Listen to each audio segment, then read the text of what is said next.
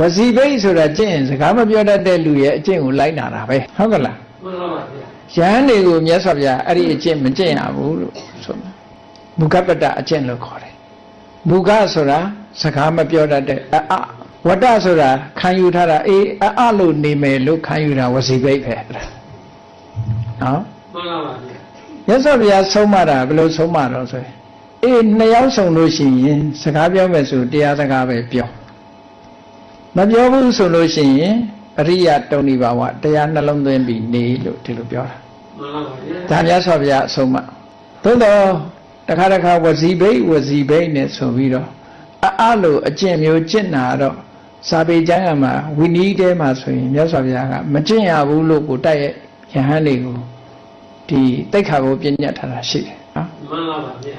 ဘာလို့လဲဆိုရင်ယဟန်တော်တွေကသူတို့လူတွေထင်ကြီးအောင်တော့မဟုတ်တုံးနဲ့တူညီညွတ်စကားမပြောရလို့ရှင်မပြောဘဲနေလို့ရှင်ရံမများဘူးပေါ့လေခုခေတ်ကလူစကားမပြောဘဲနေလိုက်တယ်နေလိုက်ရင်ရံမဖြစ်ဘူးပေါ့အဲကြောင့်မို့လို့တဝါတွင်းလုံးအဲ့ဒီကိုတော်တွေဟာဝစီဘိတ်အကျင့်ကိုကျင့်ကြတယ်တဲ့ဝစီဘိတ်ကျင့်ပြီးတော့ဝါကျွတ်တော်ဘုရားစီရောက်တော့